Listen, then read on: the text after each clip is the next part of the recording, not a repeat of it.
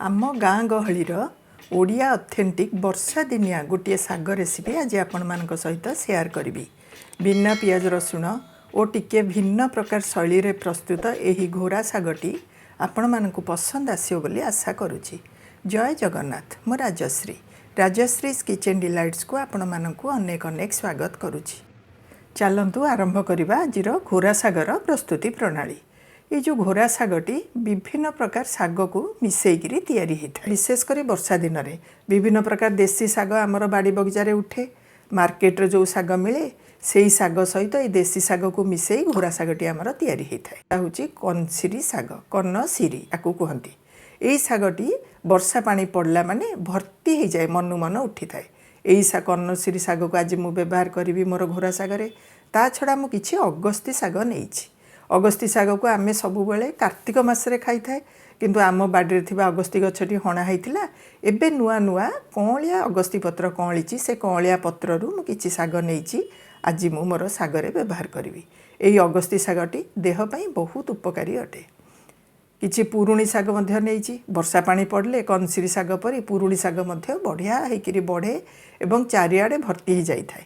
एही पुरुणी साग मध्य हमर देह पई बहुत हितकारी अटे। पुरुणी सागरू किछि नेइची आज मु व्यवहार करी। एही सब देसी साग सहित मु नेइची। मु मार्केट रु आनी थिली आजिर कोसला साग।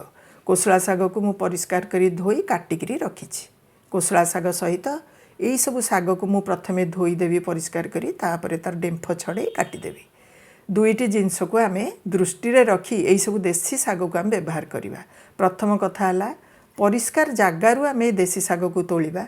द्वितीय कथा है वर्षा दिने सब पोकजोक लगी जाए सब सागरे, तेणु ताको विशेष दृष्टि रे रखी साग को आमे परिष्कार धोइबा, तापरे आमे व्यवहार करिबा। एबे चलंतु साग को परिष्कार करी प्रथमे धोई दबा, तार डांग सब बाछि दबा, तापरे ताको काटिबा।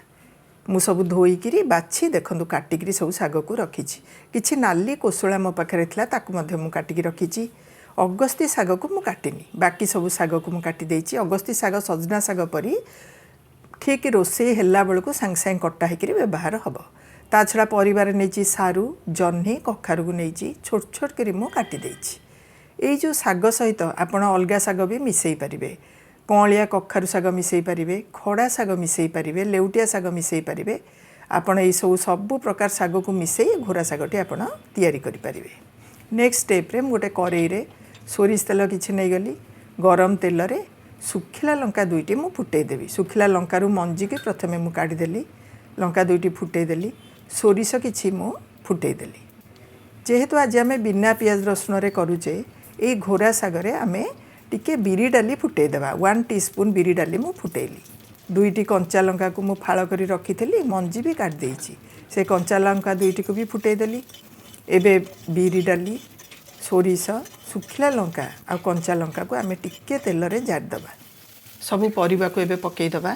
प्रथमे सारू पकई देली, तापरे जह्नी कखारू पकई परिबा को चाहिकिरी मु लूण टिके दे देली। लूण सहित परिबा को गोला गोली करी कभर करिकिरी मु परिबा को सिझिबा पई छाड़ देली। एपटे परिबा हमर सिझिया भितरे चलंतु आजिर घोरा साग पई गोटे स्वतंत्र मसला आमे प्रस्तुत करिबा। हेमदस्तारे मु 1 टीस्पून जीरा नै गली। जीरा सहित 10 ରୁ 12टी गोलमर्च मु नहीं गली। टिके लुण दे ए जीरा गोलमर्च को मु एबे गुंड कर देबी।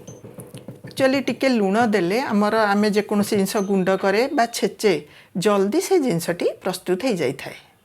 हमर गोटे छेचा गुंड मसला प्रस्तुत हेला, किंतु ए जो घोरा सागरे ए जीरा गोलमर्च को बाटिकी एक्चुअली दिया जाए।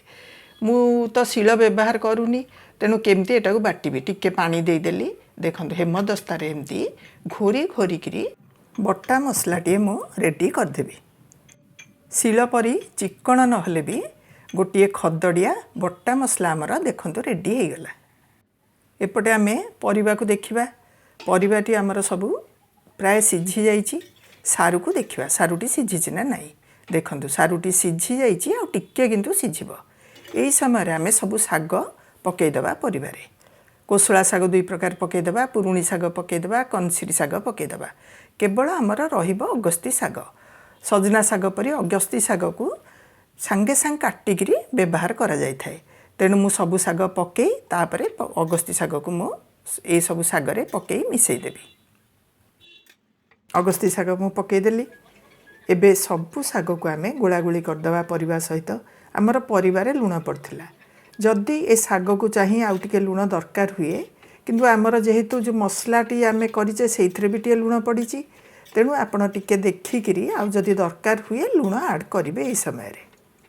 एबे शाग को परिवा सहित भलकरी गोलागोली करदे घोड़े आम 2 ରୁ 3 मिनिट ताको सिझापी छाड़दे। 2-3 मिनिट पर कभर को खोलिबा देखंतु आमर शाग परिवा सबू सिझी जाइए। पुणी आउ थे सारू को टिके देखीदबा। सारूटी आगु सिझीला कि टिके सिझा बाकी थिला देखंतु सारूटी आमर बढ़िया होकर सिझी जाइए। एबे परिवा शाग सिझीगला पर आम से यही समय 2 बड़ चामच मो रंधा होइतिबा भात शागरे पकेली। अरुआ भात सबले पकेबे शागरे। रंधा होइतिबा भात को पकई शाग सहित भलक गोलागोली करदेली। तापरे देली क्षीर। क्षीर हाफ कप रु अधिका टिके मु पकेली प्रथमे। क्षीर को एबे आमे कौन करिबा भात क्षीर शाग को आमे गोटे गोल डंकी नबा। गोल डंकी नेकरी गोल डंकीर पछपटे एमती ताकू एमती घोरी घोरिकी आमे शाग को मिसेबा।